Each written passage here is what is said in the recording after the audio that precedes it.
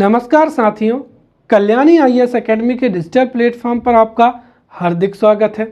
आज से हम पेपर थर्ड की यूनिट थर्ड को पढ़ना प्रारंभ कर रहे हैं। यूनिट थर्ड का सिलेबस क्या है, इसको कैसे तैयार करना चाहिए, इसकी रणनीति क्या होनी चाहिए, तैयारी के दौरान कौन कौन सी बातों को ध्यान में रखना है, इन सब को हम पहले ही डिस्कस कर चुके हैं। इसीलिए यदि आपने स्ट्रेटजी सिलेबस एंड स्ट्रेटजी वाला वीडियो देखा है तो आप यहाँ से कंटिन्यू कर सकते हैं, अदरवाइज आप पहले वह वीडियो देख लें फिर इसको कंटिन्यू करें। इस लेक्चर में हम कोशिका की संरचना एवं कोशिका के कार्यों को बहुत ही अच्छे से पढ़ेंगे एवं समझेंगे। तो शुरू करते हैं जीव विज्ञान से या बायोलॉजी से। देखिए, जीव विज्ञान विज्ञान की वह शाखा है जिसके अंतर्गत सजीवों का या फिर किसका, लिविंग ऑर्गेनिज्म का जो है अध्ययन किया जाता है। Right, organism. राइट, तो सीधा हम कह सकते हैं कि विज्ञान की वह शाखा जिसमें सजीवों का या जीवधारियों का अध्ययन किया जाता है उसे ही जीव विज्ञान कहा जाता है। तो बिल्कुल सीधी सी परिभाषा है, जीव विज्ञान विज्ञान की वह शाखा है जिसके अंतर्गत सजीवों का या लिविंग ऑर्गेनिज्म का या जीवधारियों का अध्ययन किया जाता है, उसे ही जीव विज्ञान या बायोलॉजी कहते हैं। जो बायोलॉजी शब्द है इसका प्रयोग सर्वप्रथम लेमार्क जो कि फ्रांस के थे और ट्रेविरेनस जो कि जर्मनी के थे, इन दो वैज्ञानिकों ने सन 1801 में किया था। और जीवों का जो विस्तृत अध्ययन था वो अरस्तु ने प्रारंभ किया था। अरस्तु पहले व्यक्ति थे जिन्होंने जीवों को समझने का प्रयास किया, जीवों का अध्ययन किया। और अरस्तु ने कई जीवों पर अध्ययन किया और साथ ही साथ 500 जीवों पर अध्ययन करके उन्होंने एक किताब भी लिखी थी जिसका नाम था हिस्टोरिया एनिमिलियम हो जाएगा। राइट, तो अरस्तु पहले व्यक्ति थे जिन्होंने सजीवों पर या जीवधारियों पर अध्ययन किया था और 500 जंतुओं का जो है वर्णन उन्होंने अपनी पुस्तक हिस्टोरिया एनिमिलियम में किया था। यही कारण है कि जो अरस्तु है उनको जीव विज्ञान का क्या माना जाता है, जनक माना जाता है। तो अरस्तु को जीव विज्ञान का जनक या फादर ऑफ बायोलॉजी माना जाता है। अब जो बायोलॉजी है या जीव विज्ञान है इसको दो मुख्य शाखाओं में विभाजित किया गया है। एक हो जाएगी क्या, जंतु विज्ञान, और दूसरी क्या हो जाएगी, वनस्पति विज्ञान। इन दोनों में अंतर क्या है? राइट, तो पहला हो जाएगा यहाँ पर जीव विज्ञान। राइट, तो जीव विज्ञान विज्ञान की वह शाखा है जिसमें जीवधारियों का, राइट, जीवधारियों का या हम सीधा सीधा कह सकते हैं किसका, जो लिविंग ऑर्गेनिज्म है। राइट, तो लिविंग ऑर्गेनिज्म का जो अध्ययन है विज्ञान की जिस शाखा में किया जाता है उसको ही क्या कहा जाता है, जीव विज्ञान कहा जाता है। अब जो जितने भी जीवधारी हैं उनको कई भागों में बांटा गया है जिसको हम आने वाले लेक्चर में जो जीवधारियों का वर्गीकरण है उसमें बहुत ही डिटेल से समझेंगे। परंतु जो जितने भी जीवधारी हैं या लिविंग ऑर्गेनिज्म हैं उनको दो भागों में जो है वो वर्गीकृत किया जा सकता है। राइट, एक क्या हो जाएगा, जंतु जगत हो जाएगा। राइट, और दूसरा क्या हो जाएगा, पादप जगत हो जाएगा जिसको हम क्या कहते हैं, एनामिलिया किंगडम हो जाएगा। और दूसरा क्या हो जाएगा, प्लांटी किंगडम हो जाएगा।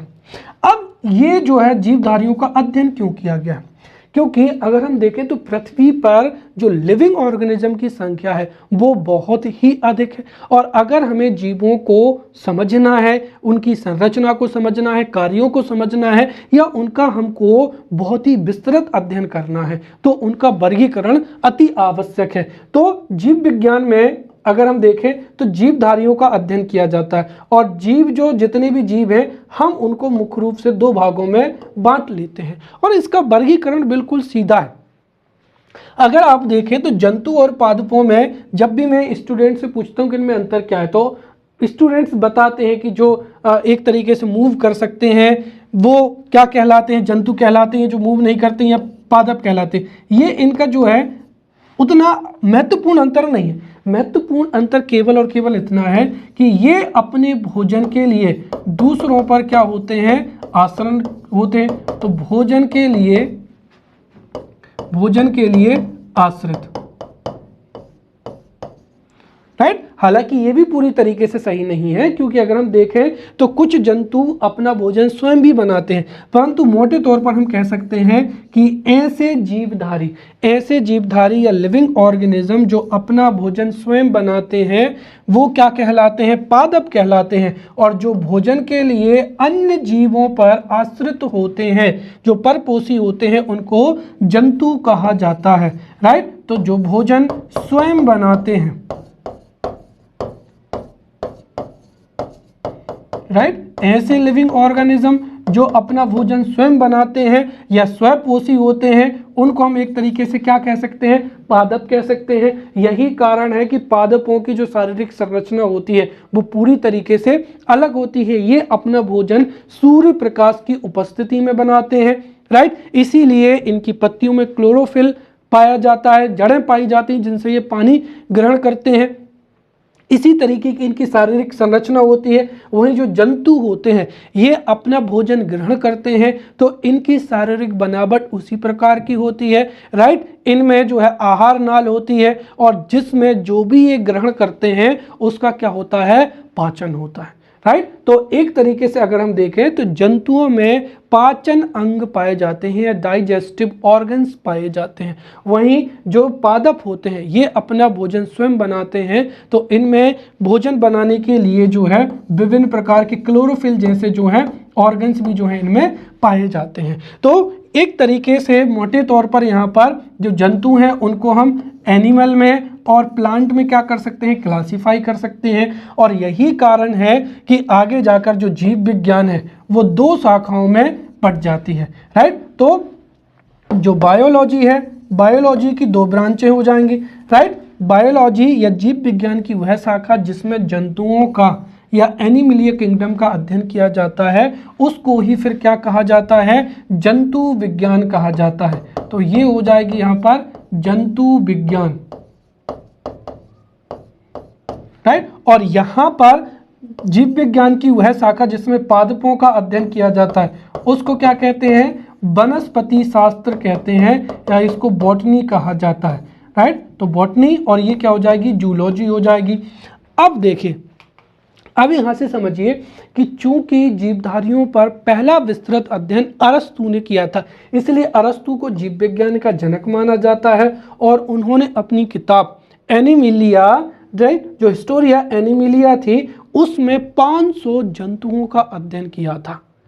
इसके लिए ही जो है अरस्तु को जीव विज्ञान का जनक कहते हैं। और चूंकि उन्होंने अध्ययन किया था किस पर? जंतुओं पर अध्ययन किया था, इसीलिए अरस्तु को जंतु विज्ञान का जनक भी माना जाता है। राइट, तो अरस्तु को जीव विज्ञान का जनक भी माना जाता है और जंतु विज्ञान का जनक भी माना जाता है। वहीं थियोफ्रस्टस पहले व्यक्ति थे जिन्होंने वनस्पतियों पर अध्ययन किया था और इन्होंने भी कई वनस्पति पर पौधों का अध्ययन किया और पौधों पर एक किताब लिखी थी, हिस्टोरिया प्लांटरम। राइट, तो चूंकि इन्होंने जो है हिस्टोरिया प्लांटरम में कई पौधों का वर्णन किया था, इसीलिए थियोफ्रस्टस को जो है बॉटनी का या वनस्पति शास्त्र का जनक माना जाता है। राइट, अब हम यहाँ पर सजीवों के आखिरकार जो है सजीवों के गुण समझते हैं। ये भी समझना बहुत ही जरूरी है। देखिए, अगर बायोलॉजी को हम बहुत ही अच्छे से जो है क्रमबद्ध तरीके से समझेंगे तो हमको कुछ भी जो है समस्या नहीं जाएगी। तो चूंकि हम यहाँ पर जीवधारियों का वर्गीकरण पढ़ेंगे, उनकी शरीर की संरचना पढ़ेंगे, तो आखिरकार हमें पहले यही समझ लेना चाहिए कि जीवधारी किसे कहते हैं। राइट, तो हम यहाँ पर कैरेक्टरिस्टिक्स ऑफ लिविंग ऑर्गेनिज्म कहते हैं। या कुल मिलाकर मैं अगर आपसे ये कहूँ कि जो लिविंग ऑर्गेनिज्म है, राइट, लिविंग ऑर्गेनिज्म हो जाएंगे या फिर क्या हो जाएंगे? नॉन लिविंग ऑर्गेनिज्म हो जाएंगे। राइट, या फिर जैसे हम कह सकते हैं कि ये हो जाएंगे क्या? सजीव, और इनको हम क्या कहते हैं? निर्जीव। आखिरकार सजीव और निर्जीव में क्या अंतर होता है ये भी हम समझने का प्रयास करेंगे, क्योंकि जो जंतु विज्ञान है उसमें सजीवों का अध्ययन किया जाता है। राइट, क्योंकि अगर हम देखें तो कुछ जो जीव जंतु हैं, पेड़ पौधे हैं, उनको आप जो है बहुत ही अच्छे से समझते हैं। लेकिन कई ऐसे सूक्ष्म जीव होते हैं जिनको सजीवों की श्रेणी में रखा जाए या निर्जीवों की श्रेणी में रखा जाए, इस पर वर्तमान समय तक क्या है, विभेद है। तो हम यहाँ पर सजीवों की विशेषताओं को समझते हैं। आखिरकार किन्हें सजीव कहा जाता है या लिविंग ऑर्गेनिज्म किन्हें माना जाता है? देखिए, ऐसे जिनमें प्रजनन का गुण होता है, किसका, रिप्रोडक्शन का गुण होता है। अगर हम देखें तो कभी भी हमारे आसपास की जो भौतिक वस्तुएं हैं, जैसे मार्कर है, पेन है, ये कभी भी अपने जैसी हूबहू संतानों को जन्म नहीं दे सकती हैं। ये जो गुण है ये केवल और केवल जीवों में ही पाया जाता है, राइट। तो यहाँ पर वे जिनमें प्रजनन का गुण होता है, अर्थात वे जो अपनी जैसी हूबहू संतानों को जन्म दे सकते हैं, उनको ही सजीव माना जाता है। अर्थात सजीवों द्वारा अपने समान जीवों को जन्म देने की जो क्षमता है वो होती है, अर्थात सजीवों में प्रजनन की क्षमता होती है। और यह सजीवों का क्या होता है, मुख्य गुण होता है, जो कि निर्जीवों में नहीं पाया जाता है। दूसरा क्या हो जाएगा, यहाँ पर चेतना हो जाएगा या कॉन्शियसनेस हो जाएगी, राइट। चेतना का तात्पर्य क्या है कि जो प्रत्येक जीव है, राइट, प्रत्येक जीव अपने भौतिक वातावरण से जो है, अपने भौतिक वातावरण से अपने संवेदनाओं को स्थापित करता है। अर्थात सभी जीव जो हैं अपने भौतिक पर्यावरण का अनुभूति करते हैं। हमारे आसपास में जो भी गर्मी है, जो भी ठंडक है, बरसात है, राइट, तापमान है, जल है, गुरुत्वाकर्षण है, प्रकाश है, रासायनिक जो है पदार्थ है, इनसे हम क्या करते हैं, प्रतिक्रिया करते हैं। जैसे अगर ज़्यादा गर्मी होगी तो सजीव अपने आप को बचाएंगे, ज़्यादा ठंड होगी तब भी जो है सजीव अपने आप को बचाएंगे। साथ ही साथ वो इनका क्या करते हैं, अनुभूति भी करते हैं। और ये गुण भी जो है निर्जीवों में नहीं पाया जाता है, राइट। तो सजीवों की पहली विशेषता क्या हुई, सजीव वे हैं जो अपनी जैसी हूबहू संतान को जन्म दे सकते हैं, अर्थात उनमें प्रजनन का गुण पाया जाता है। और वे जिनमें चेतना का गुण भी पाया जाता है या चेतना पाई जाती है, उनको सजीव कहते हैं। सजीवों की तीसरी महत्वपूर्ण विशेषता हो जाएगी कोशिकीय संगठन या कोशिकीय संरचना। अगर मेरे पास में ये एक डिवाइस है, अगर इसका इतना भाग टूट जाए तो वो कभी भी उसका पुनरुत्पादन नहीं हो सकता है। क्यों? क्योंकि इसका जो भी पदार्थ है वो जीवित नहीं होता है। लेकिन सजीवों का जो संगठन होता है वो कोशिकीय संगठन होता है, अर्थात सभी सजीवों की जो संरचना है वो कोशिका से क्या होती है, तो सभी सजीवों का जो निर्माण है वो कोशिका से होता है। और कोशिका अपने आप में एक जीवित इकाई होती है। यही कारण है कि चाहे पेड़ पौधे हों, चाहे मनुष्य हों, अगर हमको चोट लग जाती है, घाव हो जाता है, तो वो घाव अपने आप ठीक हो जाते हैं, क्योंकि कोशिका जो है, कोशिका विभाजन होता है और कोशिका विभाजन से जो भी घाव होते हैं वो भर जाते हैं, शारीरिक वृद्धि होती है, राइट। आयु बढ़ने के साथ साथ शारीरिक संरचना में परिवर्तन होता है, अंग विकसित होते हैं, राइट, और विभिन्न प्रकार के जो है अंगों का निर्माण होता है। और ये सब कुछ संभव होता है किसकी वजह से, कोशिका की वजह से ही संभव होता है। तो कोशिकीय संगठन जो है सजीवों की एक महत्वपूर्ण जो है विशेषता है, क्योंकि सभी सजीवों की जो संरचनात्मक एवं क्रियात्मक इकाई है वो कोशिका ही होती है। और यह भी सजीवों का एक निर्धारित क्या होता है, लक्षण होता है। अगला हो जाएगा यहाँ पर उपापचय। जो है सजीवों को जीवित रहने के लिए उपापचयी क्रियाएं करनी पड़ती हैं। अर्थात अगर हम देखें तो जो जितने भी सजीव होते हैं उनके शरीर में समय के साथ साथ परिवर्तन होते हैं, या आयु बढ़ने पर सजीवों की जो है शारीरिक संरचना में परिवर्तन होता है, राइट। और इसके लिए वो जितने भी कार्य करते हैं, तो कार्य करने के लिए और शारीरिक विकास के लिए सजीवों में उपापचयी क्रियाएं होती हैं, या जो है मेटाबॉलिज्म की जो है एक्टिविटी सजीवों में होती है। और अपने जीवन को पूर्ण करने के लिए, वृद्धि के लिए, दैनिक आवश्यकताओं की पूर्ति के लिए सजीवों की जितनी भी जैव रासायनिक क्रियाएं होती हैं उन्हें ही क्या कहा जाता है, उपापचय कहा जाता है। जो उपापचय या मेटाबॉलिज्म एक्टिविटी होती है यह दो प्रकार की हो जाएगी। सबसे पहला क्या हो जाएगा, उपचयन हो जाएगा या एनाबोलिज्म हो जाएगी।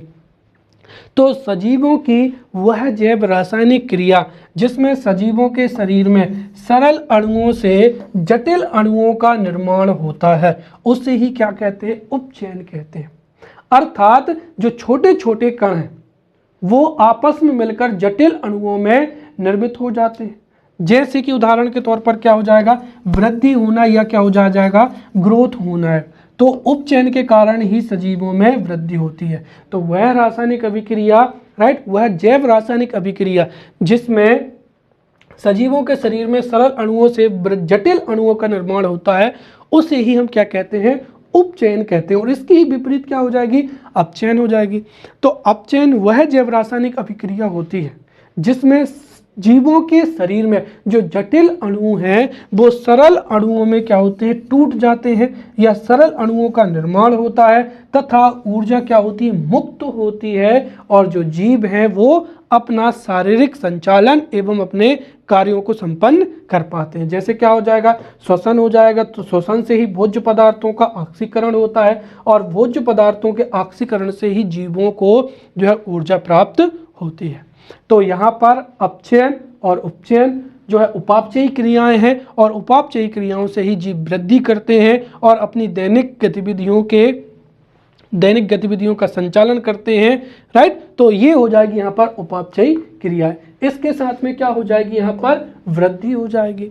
तो जो सजीव होते हैं उनका यह भी गुण होता है कि वो उनकी आयु में वृद्धि के साथ में जो है उनकी शारीरिक वृद्धि भी होती है, राइट। इसका कारण क्या है कि सजीवों में हमेशा निरंतर नई कोशिकाओं का निर्माण होता है और पुरानी जो कोशिकाएं होती हैं वो शरीर से निष्कासित कर दी जाती हैं। तो चूंकि जो है सजीवों में कोशिकीय संगठन पाया जाता है और कोशिका विभाजन से या नई कोशिकाओं के निर्माण से ही उनके शरीर में जो है कई परिवर्तन होते हैं, राइट। और इसी की वजह से उनकी उम्र बढ़ने के साथ में उनकी वृद्धि भी होती है।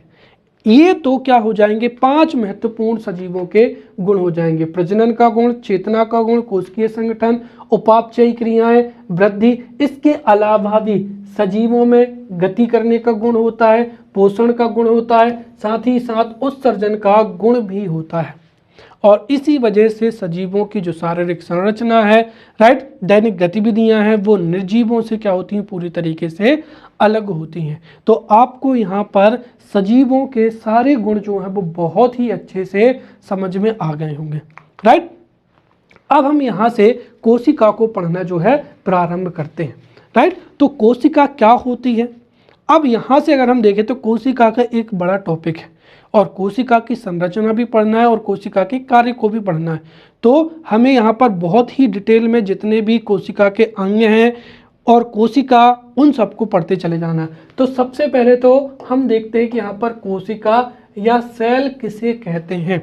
तो सबसे अच्छी जो परिभाषा जिसको हम 3 नंबर में लिख सकते हैं कोशिका के लिए वो क्या है कि प्रत्येक जीव का या लिविंग ऑर्गेनिज्म का, तो प्रत्येक जीव का शरीर एक सूक्ष्मतम इकाई के द्वारा निर्मित होता है, उसे ही क्या कहा जाता है? कोशिका कहा जाता है। तो 3 नंबर के लिए ये परिभाषा सबसे अच्छी है कि प्रत्येक सजीव का शरीर एक सूक्ष्मतम इकाई के द्वारा निर्मित होता है और उस सूक्ष्मतम इकाई को ही क्या कहते हैं? कोशिका कहते हैं। जो कोशिका है वो सजीवों की संरचनात्मक एवं कार्यात्मक इकाई होती है, राइट। ये 2 जो प्रश्न हैं ये 2 हैं, इनको आप सम्मिलित कर सकते हैं। तो कोशिका जीवों की आधारभूत संरचनात्मक एवं कार्यात्मक इकाई है।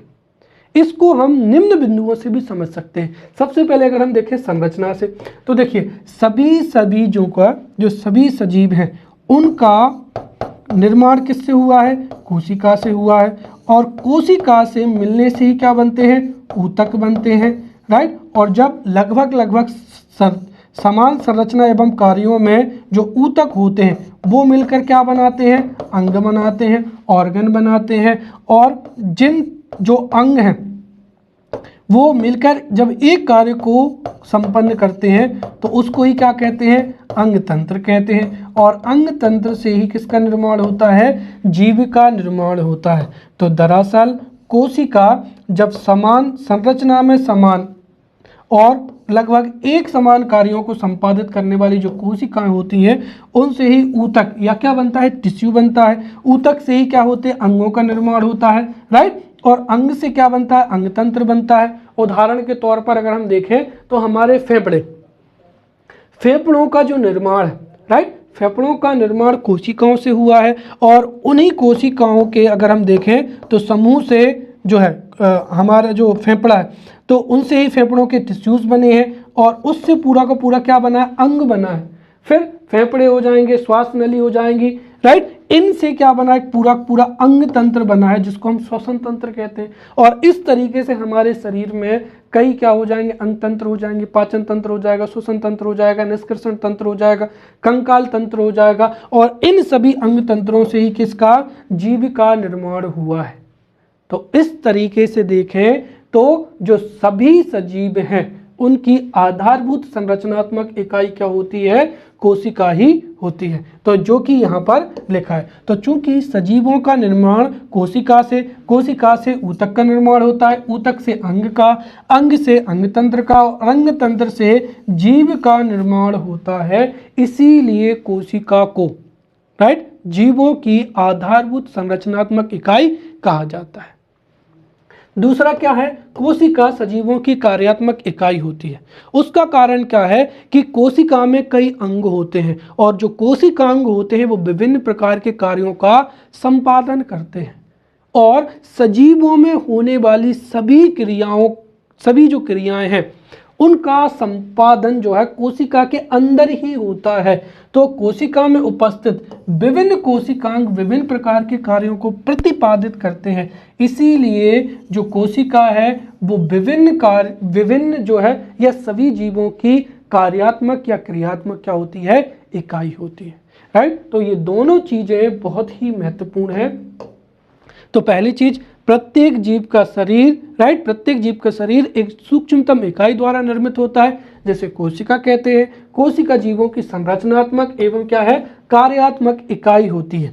साथ ही साथ कोशिका में स्वजनन, राइट, स्वजनन की क्षमता होती है या सेल्फ जो है रिप्रोडक्शन का क्या होता है, गुण होता है। यही कारण है कि अगर किसी भी सजीव को चोट लग जाती है, जैसे आप खेलते खेलते गिर जाते हैं, आपके यहाँ की जो स्किन निकल जाती, तो कुछ दिनों बाद में उसके जैसे ही जो है स्किन यहाँ पर आ जाती है, राइट। अगर आपका गाल से अगर कुछ जो है स्किन निकली है तो यहाँ की जो स्किन है बिल्कुल ऐसे ही स्किन यहाँ पर आ जाएगी।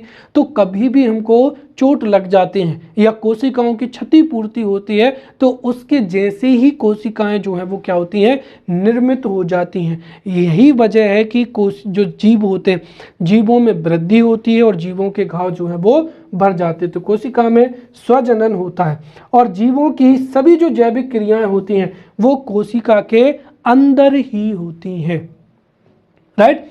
अब जो कोशिका का अध्ययन है वह विज्ञान की जिस शाखा में किया जाता है उसको क्या कहा जाता है, साइटोलॉजी कहा जाता है। तो यहाँ पर अगर हम देखें तो ये जो जितने भी पॉइंट मैंने सम्मिलित किए हैं वो मैंने 5 मार्कर के हिसाब से सम्मिलित किए हैं।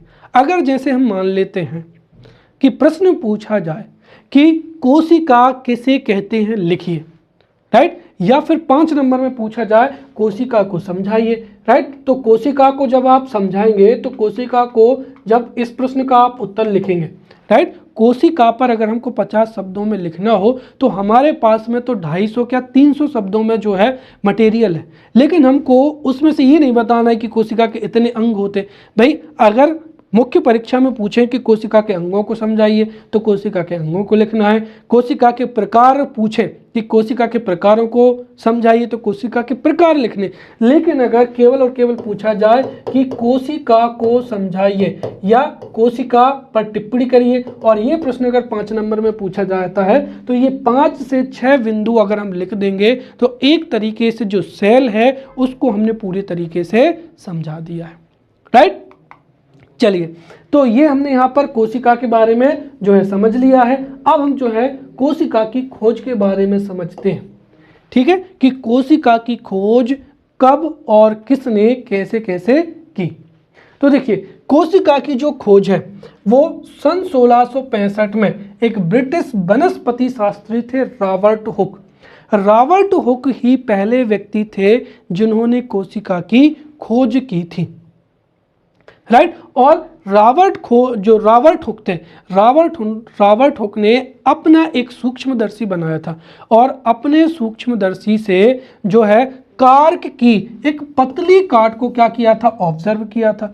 और कार्क की एक पतली काट में उन्होंने देखा कि उसमें सूक्ष्म एवं मोटी मधुमक्खी के छत्ते के समान क्या है, संरचनाएं पाई जाती हैं। और उन्हीं संरचनाओं को रॉबर्ट हुक ने, राइट, कोसा या कोशिका का नाम दिया। तो इस तरीके से अगर हम देखें तो यहां से आप ध्यान रखें, ये भी जो है 5 नंबर में प्रश्न पूछा जा सकता है कि कोशिका की खोज किस प्रकार संभव हो सकी, समझाइए। तो इसमें हम पहला बता देंगे, पहला पॉइंट तो यही हो जाएगा कि कोशिका की खोज रॉबर्ट हुक के द्वारा की गई थी। और रॉबर्ट हुक के द्वारा जो कोशिका की खोज की गई थी वह एक मृत कोशिका थी। दरअसल रॉबर्ट हुक ने सन 1665 में स्वयं निर्मित जो सूक्ष्मदर्शी थी उससे, राइट, कार्क की एक पतली काट का जो है ऑब्जर्वेशन किया था। और उन्होंने देखा कि कार्क की एक पतली काट में अनेक सूक्ष्म मोती भित्ति वाली अनेक, राइट, मधुमक्खी के छत्ते जैसे क्या है, कोठरियां हैं। और इन्हीं मधुमक्खी के छत्ते जैसी कोठरियों को या सूक्ष्म मोटी भित्ति वाली जो कोठरियां थी उनको इन्होंने कोसा या कोशिका का नाम दिया। परंतु यह कैसी थी, मृत कोशिका थी। इसके बाद में ल्यूवेनहाक ने सन 1674 में इन्होंने तालाब के जल में स्वतंत्र रूप से जीवित कोशिकाओं की क्या की थी, अध्ययन की थी या खोज किया था। तो ल्यूवेनहाक पहले वैज्ञानिक थे जिन्होंने तालाब के जल में स्वतंत्र एवं जीवित कोशिकाओं की खोज की थी। बाद में जाकर अगर हम देखें तो रॉबर्ट ब्राउन ने 1813 में जो है कोशिका के अंदर केंद्रक का पता लगाया था। और साथ ही साथ हमारे जीवन का आधार या सजीवों के जीवन का आधार जो है जीव द्रव, राइट। तो इसकी खोज किसने की थी, J.E. पुरकिंजे ने की थी। J.E. पुरकिंजे ने ही कोशिका में तरल एवं जो जैविक पदार्थ है उसको जीव द्रव का नाम दिया और इसको ही बताया कि इसी वजह से जीवों में जीवन संभव है। तो ये जो 4 खोजें थी। और उसके बाद में जो इलेक्ट्रॉन सूक्ष्मदर्शी, अगर हम देखें तो इलेक्ट्रॉन सूक्ष्मदर्शी के आविष्कार के बाद में तो कोशिका का अध्ययन बहुत अच्छे से हो सका। दरअसल पहले इलेक्ट्रॉन सूक्ष्मदर्शी नहीं थी, जिसकी वजह से प्रारंभिक वैज्ञानिक या प्रारंभिक दौर में जो है कोशिका का बड़ी सावधानी से अध्ययन किया गया था। बाद में जब इलेक्ट्रॉन सूक्ष्मदर्शी का आविष्कार हो गया तो कोशिका में कितने अंग है, क्या इसकी संरचना है, इसकी विधिवत तरीके से जो है हमारे समक्ष में जो है संरचना एवं बनावट जो है उपलब्ध है, राइट। अब हम समझते हैं यहाँ पर कोशिका सिद्धांत। तो इस तरीके से कोशिका की खोज हुई। अब हम यहाँ पर कोशिका सिद्धांत को समझते हैं या सेल थ्योरी। तो प्रारंभिक दौर में जब कोशिका के अंगों की या कोशिका की खोज हो रही थी उसी समय पे सन 1838 में M.J. स्लाइडेन तथा 1839 में थियोडोर स्वान ने मिलकर जो है कोशिका सिद्धांत का प्रतिपादन किया था। तो M.J. स्लाइडेन एवं थियोडोर स्वान ने मिलकर ही कोशिका सिद्धांत प्रतिपादित किया था। और कोशिका सिद्धांत की जो महत्वपूर्ण बातें हैं उनको हम यहाँ पर एक एक करके समझेंगे। सबसे पहली चीज, प्रत्येक जीव का शरीर एक या अनेक कोशिकाओं से मिलकर बना होता है। तो ये कोशिका सिद्धांत की पहली बात हो जाएगी कि जो जितने भी लिविंग ऑर्गेनिज्म हैं उनका निर्माण एक या अनेक कोशिकाओं से मिलकर बना होता है। ऐसे जीव जो एक कोशिका से बने होते हैं उनको एक कोशिकीय जीव कहते हैं, और जिनका निर्माण एक से अधिक कोशिकाओं से होता है उनको बहुकोशिकीय जीव कहते हैं, राइट। तो प्रत्येक जीव का निर्माण एक या एक से अधिक कोशिकाओं से हुआ है। दूसरा, प्रत्येक जीव की उत्पत्ति एक कोशिका से होती है। कोशिका, जो प्रत्येक कोशिका है वह एक स्वाधीन इकाई है, राइट, परंतु सभी कोशिकाएं मिलकर कार्य करती हैं और उसकी बदौलत ही क्या बनता है, जीव बनता है। हमारे शरीर की प्रत्येक कोशिका एक स्वाधीन इकाई है, परंतु कोशिकाओं के मिलने से ही ऊतक बनते हैं, ऊतक के मिलने से अंग बनते हैं, अंग के मिलने से अंग तंत्र बनता है और उससे ही क्या होता है, जीव का निर्माण होता है। राइट। अगला कि कोशिका की उत्पत्ति जिस क्रिया से होती है उसमें केंद्रक जो है वो मुख्य कार्यकर्ता के रूप में कार्य करता है। तो ये जो थे महत्वपूर्ण अवधारणा, ये कोशिका सिद्धांत में स्लाइडेन एवं स्वान के द्वारा प्रस्तुत की गई थी। अब जो स्लाइडेन एवं स्वान के द्वारा जो कोशिका सिद्धांत दिया गया था, इसमें कुछ कमियां भी थी। राइट। और उन कमियों को जो आधुनिक कोशिका सिद्धांत है उसमें दूर किया गया है। राइट। तो ध्यान रखें, अगर कोशिका सिद्धांत पर टिप्पणी पूछी जाती है तो कोशिका सिद्धांत स्लाइडेन एवं स्वान के द्वारा प्रस्तुत किया गया था, और जो आधुनिक कोशिका सिद्धांत था उसका प्रतिपादन रुडोल्फ विर्चो ने किया था। राइट। तो रुडोल्फ विर्चो ने आधुनिक कोशिका सिद्धांत का प्रतिपादन किया था, और आधुनिक कोशिका सिद्धांत के अनुसार जो नई कोशिकाएं हैं वो अपनी पूर्ववर्ती कोशिकाओं से ही क्या होती हैं, निर्मित होती है। जैसे हम बाल काट लेते हैं तो उसके बाद में भी हमारे बाल पड़ते हैं, नाखून बढ़ते हैं, या अगर हमारे शरीर में यहाँ की त्वचा छिली है तो वो यहाँ पर ही उसी जैसी स्किन यहाँ पर आएगी। तो जो सजीवों में जो नई कोशिकाओं का निर्माण होता है वो अपनी पूर्ववर्ती कोशिकाओं से ही होता है। तो जीवों के शरीर में नई कोशिकाएं अपनी पूर्ववर्ती कोशिकाओं से ही बनती हैं। साथ ही साथ कोशिका अपने अंदर होने वाली जो जैविक क्रियाएं होती हैं उस पर नियंत्रण भी करती है। जो कोशिकीय संरचना है एवं कार्य, उन सब का नियंत्रण किससे होता है, डीएनए से ही होता है। दरअसल डीएनए के द्वारा ही निर्धारित होता है कि कोशिका की संरचना क्या होगी और विभिन्न कोशिकाओं के कार्य क्या होंगे। तो कोशिका की संरचना एवं कोशिका के कार्यों का जो निर्धारण है वो डीएनए के द्वारा होता है, और वर्तमान में यह सबसे क्या हो जाएगी, प्रसिद्ध सिद्धांत हो जाएगी। इसीलिए तो बड़े पैमाने पर जीनोम सीक्वेंसिंग किया जा रहा है, ताकि अगर किसी भी तरीके से अगर हमने डीएनए में थोड़ा सा भी परिवर्तन किया तो उससे जीव की शारीरिक बनावट या जीव के जो कार्य हैं उनमें भी अंतर हो जाएगा। फिर जो प्रत्येक कोशिका है वो स्वतंत्र रूप से क्या करती है, कार्य करती है। तो ये हो जाएगा यहाँ पर आधुनिक कोशिका सिद्धांत। अब हम यहाँ पर कोशिका के आधार पर जीवों के जो है प्रकारों को समझेंगे। राइट। तो देखिए, कोशिका के आधार पर सजीव या जीव दो प्रकार के होते हैं, एक कोशिकीय और क्या हो जाएगा, बहुकोशिकीय हो जाएगा। हमने जो कोशिका सिद्धांत था उसमें देखा था कि जीवों का शरीर एक या अनेक कोशिकाओं से मिलकर बना होता है। तो इसी आधार पर जो जीव है वो भी दो प्रकार के होते हैं, एक कोशिकीय जीव। राइट। तो ऐसे जीव जिनका शरीर एक कोशिका से मिलकर बना होता है, या ऐसे जीव जो एक कोशिका से मिलकर बने होते हैं, उनको ही एक कोशिकीय जीव कहते हैं। जैसे अमीबा हो जाएगा और पैरामीशियम हो जाएगा। फिर हो जाएंगे बहुकोशिकीय जीव। तो ऐसे जीव जो एक से अधिक या कई कोशिकाओं से बने होते हैं उनको क्या कहा जाता है, बहुकोशिकीय जीव कहा जाता है। उदाहरण के तौर पर अधिकांश जो पौधे हैं, अधिकांश जो जंतु हैं वो कैसे हैं, बहुकोशिकीय जीव हैं। अब कोशिका के प्रकारों को समझते हैं। तो कोशिका के प्रकार समझते हैं। तो देखिए, कोशिका में केंद्रक होता है, और केंद्रक की उपस्थिति के आधार पर कोशिकाओं को हम दो भागों में विभाजित कर सकते हैं। तो कोशिका में केंद्रक की उपस्थिति के आधार पर कोशिकाएं दो प्रकार की होती हैं, एक हो जाएगा प्रोकैरियोटिक कोशिका और दूसरी हो जाएगी यूकैरियोटिक कोशिका। और यहाँ से भी अगर आप ध्यान रखें तो हो सकता है 5 नंबर में से ये प्रश्न पूछ लिया जाए कि प्रोकैरियोटिक कोशिका किसे कहते हैं, यह किन जीवों में पाई जाती है, लिखिए। या फिर पूछा जा सकता है कि यूकैरियोटिक कोशिका किसे कहते हैं, यूकैरियोटिक कोशिका की विशेषताएं लिखिए।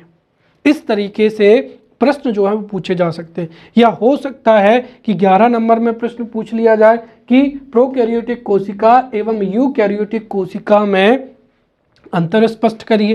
राइट, तो जब 11 नंबर का प्रश्न पूछा जाएगा तो सबसे पहले हम प्रोकैरियोटिक कोशिका की परिभाषा लिखेंगे, फिर यूकैरियोटिक जो है कोशिका की परिभाषा लिखेंगे, फिर दोनों में जो है अंतर को दर्शा देंगे। तो हम यहाँ पर समझते हैं प्रोकैरियोटिक कोशिका के बारे में। राइट, तो पहली हो जाएगी कौन सी? प्रोकैरियोटिक कोशिका। देखिए, प्रोकैरियोटिक कोशिका वे कोशिकाएं होती हैं जिनमें स्पष्ट केंद्रक का क्या होता है? अभाव होता है।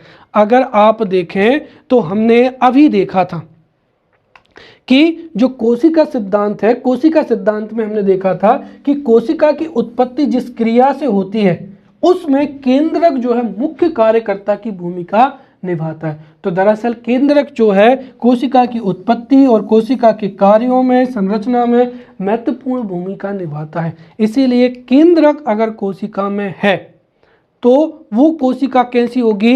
यूकैरियोटिक कोशिका होगी। राइट, तो प्रोकैरियोटिक कोशिका, तो प्रोकैरियोटिक कोशिकाएं वे कोशिकाएं होती हैं जिनमें केंद्रक का अभाव होता है। ये क्या हो जाएगी? 3 नंबर के लिए परिभाषा हो जाएगी। राइट, कि ऐसी कोशिकाएं जिनमें स्पष्ट केंद्रक का अभाव होता है उन कोशिकाओं को क्या कहा जाता है? प्रोकैरियोटिक कोशिका कहा जाता है। इसके साथ ही इन कोशिकाओं में केंद्रक झिल्ली एवं केंद्रिका दोनों ही क्या होते हैं? अनुपस्थित होते हैं। राइट, तो प्रोकैरियोटिक कोशिका में केंद्रक झिल्ली जिसको न्यूक्लियर मेम्ब्रेन कहते हैं और केंद्रिका न्यूक्लियस जो है ये दोनों ही क्या होती हैं? अनुपस्थित होते हैं। साथ ही साथ प्रोकैरियोटिक कोशिका में सभी झिल्ली युक्त कोशिकांग या जिन कोशिकाओं में झिल्ली जो है झिल्ली द्वारा क्या होते हैं? घिरे हुए रहते हैं, वो सभी अनुपस्थित होते हैं। जैसे अगर हम देखें तो माइटोकॉन्ड्रिया हो जाएगा, हरतलविक हो जाएगा, लाइसोसोम हो जाएगा, राइट, गाल्जिका हो जाएंगे, ये सभी क्या होते हैं? अनुपस्थित होते हैं। परंतु इन सभी अंगों में से राइबोसोम जो कि 2 प्रकार का होता है, 70S प्रकार और 80S प्रकार का, तो इनमें से 70S प्रकार का जो है वो राइबोसोम पाया जाता है। अब अगर जैसे 11 नंबर में अगर आपको प्रश्न लिखना है कंपैरिजन में कि प्रोकैरियोटिक और यूकैरियोटिक में, तो ये जितने भी झिल्ली युक्त कोशिकांग हैं उनको हम अलग अलग लिख सकते हैं कि जो है प्रोकैरियोटिक कोशिका में माइटोकॉन्ड्रिया पाई जाती है, इनमें माइटोकॉन्ड्रिया नहीं पाई जाती। वैसे ही हरितलवक, गाल्जिका, लाइसोसोम, तो ये 3 विशेषताएं हो जाएंगी। प्रोकैरियोटिक कोशिकाओं में स्पष्ट केंद्रक का अभाव होता है, साथ ही साथ प्रोकैरियोटिक कोशिकाओं में केंद्रक झिल्ली एवं केंद्रिका अनुपस्थित होती है। साथ ही साथ सभी झिल्ली युक्त कोशिकांग जैसे माइटोकॉन्ड्रिया, हरितलवक, लाइसोसोम, गाल्जी बॉडी जो है सभी अनुपस्थित होते हैं। राइबोसोम भी अनुपस्थित होता है, परंतु 70S प्रकार का जो राइबोसोम होता है वो प्रोकैरियोटिक कोशिकाओं में पाया जाता है। इसके साथ ही इनमें जो गुणसूत्र पाए जाते हैं जो कि आनुवांशिक पदार्थ DNA द्वारा क्या होते हैं? निर्मित होते हैं, वो कोशिका द्रव्य के विशेष क्षेत्र में अर्थात न्यूक्लियोइड में जो है मौजूद होते हैं। राइट, और ये कोशिका द्रव्य में क्या होते हैं? बिखरे होते हैं। तो ये इसकी क्या हो जाएगी? तीसरी जो है महत्वपूर्ण विशेषता हो जाएगी। राइट, इसके साथ ही जो प्रोकैरियोटिक कोशिकाएं होती हैं जिनमें जो DNA होता है जो कि आनुवांशिक गुणों का क्या होता है? वाहक होता है, तो इनमें DNA प्रोटीन के साथ में जुड़ा हुआ नहीं होता है। साथ ही इनमें हिस्टोन प्रोटीन का पूरी तरीके से प्रभाव जो है पूरी तरीके से अभाव होता है, और हिस्टोन प्रोटीन ही एक तरीके से देखा जाए तो केंद्रक के उपस्थिति के लिए क्या होता है? अनिवार्य होता है। साथ ही साथ इनमें गुणसूत्रों की संख्या भी केवल कितनी होती है? 1 होती है। तो ये इतनी महत्वपूर्ण जो है विशेषताएं हो जाएंगी, बिल्कुल सीधी सी हैं। प्रोकैरियोटिक कोशिका वे कोशिकाएं होती हैं जिनमें केंद्रक का अभाव होता है, केंद्रक झिल्ली एवं केंद्रिका का अभाव होता है। फिर केंद्र जो है झिल्ली युक्त कोशिकांग जैसे माइटोकॉन्ड्रिया, हरित लवक, गाल्जिकाय, लाइसोसोम अनुपस्थित होते हैं। डीएनए प्रोटीन के साथ में नहीं जुड़ा हुआ होता है। हिस्टोन प्रोटीन का अभाव होता है और इनमें गुणसूत्रों की संख्या केवल कितनी होती है? एक होती है। उदाहरण के लिए जो जीवाणु हैं या नील हरित शैवाल हैं, उनमें जो कोशिकाएं पाई जाती हैं उनको ही प्रोकैरियोटिक कोशिका कहते हैं। इसकी बाद में जो दूसरी कोशिका हो जाएगी वो हो जाएगी यूकैरियोटिक कोशिका। अगर आपको ये सब चीज़ें समझ में आ गई हैं तो यूकैरियोटिक कोशिका समझना बहुत ही आसान है। देखिए, यूकैरियोटिक कोशिका वह कोशिका होती है जिसमें स्पष्ट क्या होता है? केंद्रक पाया जाता है। तो वे कोशिकाएं जिनमें स्पष्ट केंद्रक पाया जाता है, साथ ही साथ केंद्रक झिल्ली और केंद्रिका भी उपस्थित होते हैं, तथा जो है कोशिका द्रव्य में झिल्ली युक्त कोशिकांग जैसे माइटोकॉन्ड्रिया हो जाएगा, लाइसोसोम हो जाएगा, गाल्जी बॉडी हो जाएगा, राइट। साथ ही साथ राइबोसोम जिसमें 70S प्रकार का और 80S दोनों प्रकार के जो है वो राइबोसोम पाए जाते हैं। तो कोशिका द्रव्य में झिल्ली युक्त जो सभी कोशिकांग हैं, माइटोकॉन्ड्रिया, हरित लवक, गाल्जिका, लाइसोसोम सभी उपस्थित होते हैं। साथ ही साथ जो राइबोसोम है, प्रोकैरियोटिक कोशिका में केवल 70S प्रकार का पाया जाता है, जबकि यूकैरियोटिक कोशिका में 70S एवं 80S दोनों प्रकार का पाया जाता है और इनमें एक से अधिक क्या है? गुणसूत्र भी पाए जाते हैं। साथ ही साथ यूकैरियोटिक कोशिकाओं में जो डीएनए है वो प्रोटीन के साथ में जुड़ा हुआ होता है और हिस्टोन प्रोटीन भी क्या होता है? उपस्थित होता है। उदाहरण के लिए विषाणु एवं जीवाणु को छोड़कर अन्य सभी पौधों में, जंतुओं में जो कोशिकाएं होती हैं वो यूकैरियोटिक कोशिकाएं ही होती हैं, राइट। तो ये हमने यहाँ पर प्रोकैरियोटिक एवं यूकैरियोटिक दोनों कोशिकाओं को समझ लिया है। अब हम समझते हैं यहाँ पर कोशिका संरचना या सेल क्या हो जाएगा? स्ट्रक्चर हो जाएगा। देखिए, कोशिका का जो निर्माण है वो विभिन्न घटकों या विभिन्न अंगों से मिलकर होता है, जिसको ही क्या कहा जाता है? सेल ऑर्गन कहा जाता है। अगर हम देखें तो कोशिका सभी जीवधारियों की संरचनात्मक इकाई होती है और कोशिका का निर्माण भी कई घटकों से होता है। उन घटकों ही क्या कहा जाता है? कोशिकांग कहा जाता है। जो कोशिका होती हैं, कोशिका में जितने भी कोशिकांग होते हैं उनके अपने महत्वपूर्ण क्या होते हैं? कार्य होते हैं। तो कोशिका का निर्माण विभिन्न घटकों से होता है जिन्हें कोशिकांग कहते हैं और प्रत्येक घटकों या कोशिकांग का जो कार्य है वो क्या होता है? अलग अलग होता है और इन्हीं कोशिकांग के कारण ही जो कोशिका है वो एक जीवित इकाई होती है और विभिन्न जो कोशिकांग है वो अलग अलग कार्यों का क्या करते हैं? संपादन करते हैं। हालांकि जो सभी प्रकार की जो कोशिकाएं होती हैं, सभी प्रकार की कोशिकाओं में एक ही प्रकार के जो है कोशिकांग पाए जाते हैं, राइट। और कोशिका के जो जितने भी कोशिकांग हैं उनको या संपूर्ण कोशिका को मुख्य रूप से हम 3 भागों में विभाजित कर सकते हैं। सबसे पहला क्या हो जाएगा यहाँ पर? कोशिका झिल्ली। और याद रखें, कई बार आपको एनसीईआरटी में ये कोशिका झिल्ली की जगह पे आपको कोशिका कला भी मिलेगा, राइट। इसका अंग्रेजी का नाम सेल मेम्ब्रेन जो है वो एक सा ही होता है। हिंदी में 2 शब्द चलते हैं, कोशिका झिल्ली और कोशिका कला। तो अगर मुख्य परीक्षा में कोशिका कला भी आ जाए तो आपको घबराना नहीं, कोशिका झिल्ली और कोशिका कला बात एक ही है, राइट। तो कोशिका को 3 भागों में हम बांट सकते हैं।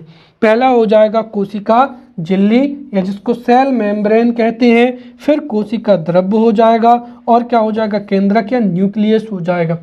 तो कोशिका झिल्ली, फिर कोशिका द्रव्य और तीसरा नंबर पर क्या हो जाएगा? यहाँ पर केंद्रक हो जाएगा।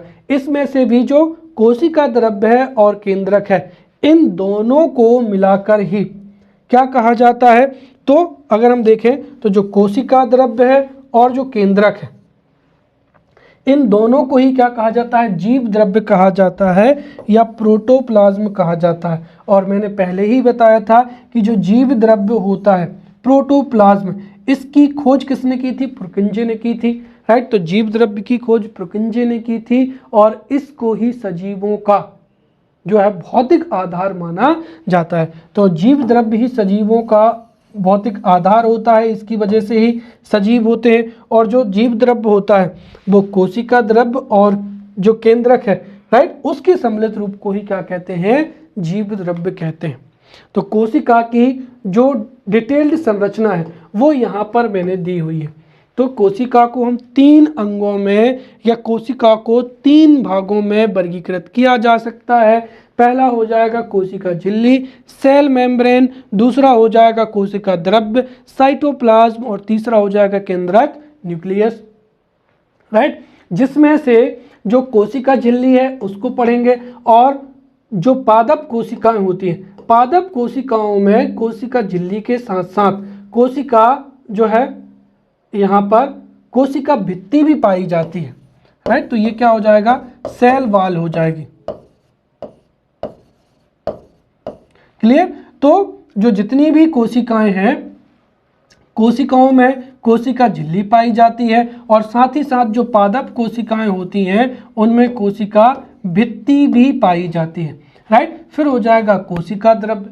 कोशिका द्रव्य में भी कई घटक होते हैं जिनको कोशिकांग कहते हैं और सभी कोशिकांगों के कार्य अलग अलग होते हैं। तो कोशिका द्रव्य में कई कोशिकांग होते हैं, जैसे अंतः प्रायद्रव्यी जालिका, राइबोसोम, गाल्जी उपकरण, लाइसोसोम, माइटोकॉन्ड्रिया, लवक, रसगानी, तारककाय और क्या हो जाएगा?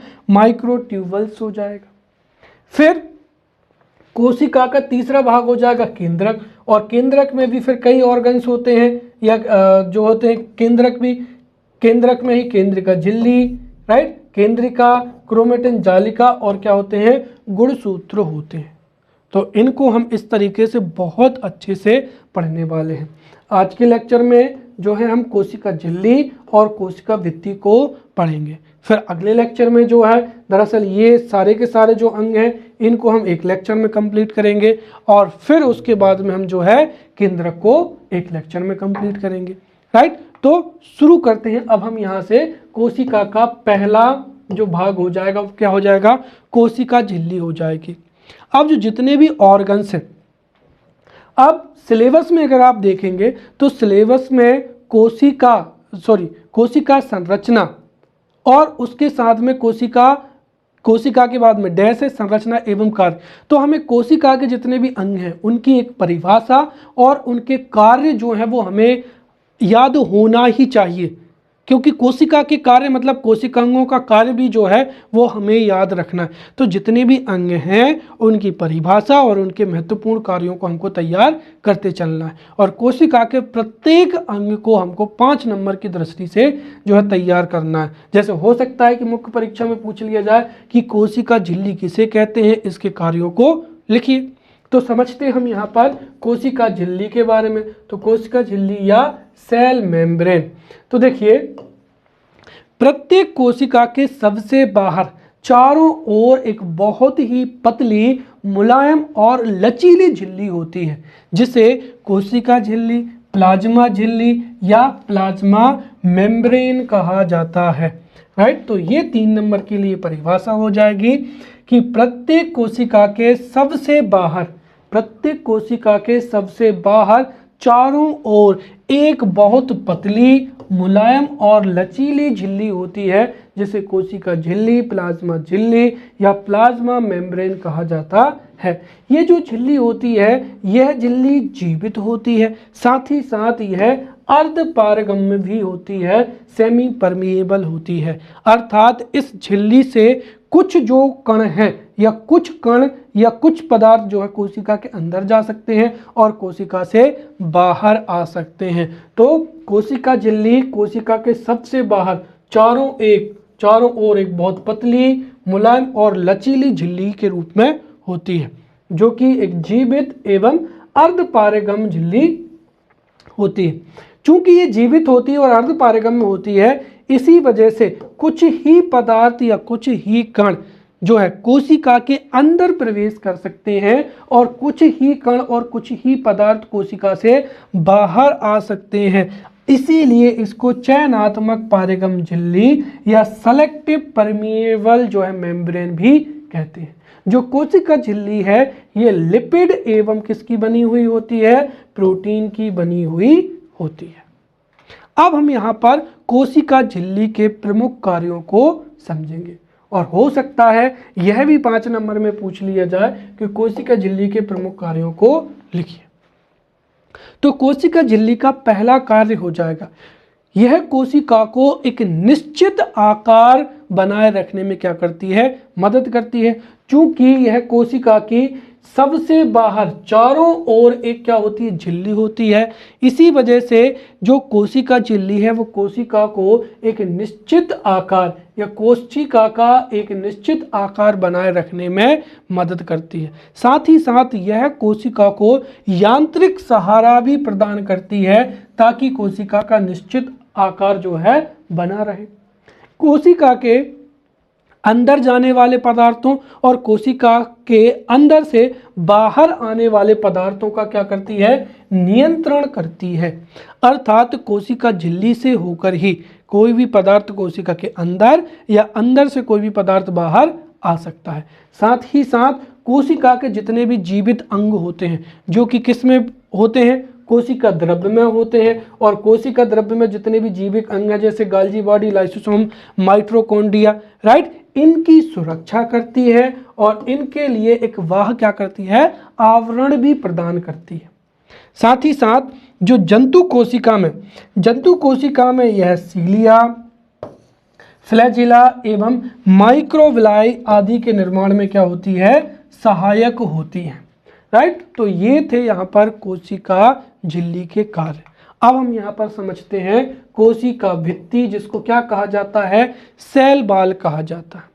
सेल बाल की परिभाषा क्या है कि देखिए, पहली चीज तो यह है कि जो कोशिका भित्ति है, कोशिका भित्ति केवल और केवल पादप कोशिकाओं में ही पाई जाती है, राइट। तो कोशिका भित्ति पादप कोशिकाओं में पाई जाती है और पादप कोशिकाओं के चारों ओर एक मोटे और कड़े आवरण द्वारा घिरी रहती है। इसी आवरण को क्या कहते हैं, कोशिका भित्ति कहते हैं। ध्यान रखना, कोशिका के चारों ओर एक बहुत पतली, मुलायम और लचीली जो झिल्ली होती है वो कोशिका झिल्ली होती है। और वहीं पादप कोशिका में कोशिका के चारों ओर एक मोटे और कड़े आवरण द्वारा जो झिल्ली होती है, या फिर हम ये कहें कि पादप कोशिकाएं चारों ओर से एक मोटे आवरण या कड़े आवरण द्वारा घिरी होती हैं और इसी आवरण को क्या कहा जाता है, कोशिका भित्ति कहा जाता है। जो कोशिका भित्ति है इसका निर्माण किससे होता है, सेल्यूलोज से होता है। वहीं जो कोशिका झिल्ली है उसका निर्माण किससे, लिपिड एवं प्रोटीन से होता है। तो लिपिड एवं प्रोटीन से कोशिका झिल्ली का निर्माण होता है। कोशिका भित्ति का निर्माण किससे होता है, सेल्यूलोज से होता है। और यही कारण है कि जो कोशिका भित्ति है वो क्या होती है, कड़ी होती है। अब कोशिका भित्ति के कार्य क्या हो जाएंगे, तो जो कोशिका भित्ति है वो पादप कोशिका को एक निश्चित स्वरूप प्रदान करती है। तो पादप कोशिका में जो कोशिका भित्ति है वो एक निश्चित स्वरूप प्रदान करती है। साथ ही साथ जो कोशिका भित्ति है ये भी पादप कोशिका की सबसे बाहरी झिल्ली होती है। अर्थात यह पादप कोशिका के सभी अंगों की सुरक्षा करती है और कोशिका को जो है यांत्रिक सहारा प्रदान करती है। साथ ही साथ ये जो कोशिका भित्ति है होती है ये कोशिका झिल्ली के भी बाहर होती है। यही कारण है कि यह कोशिका झिल्ली की रक्षा करती है। समझ में आया, राइट। जो कोशिका झिल्ली है उसकी रक्षा कोशिका भित्ति करती है, साथ ही साथ इसको या कोशिका को सूखने से बचाती है। तो ये हो जाएंगे यहाँ पर कोशिका भित्ति के कार्य, राइट।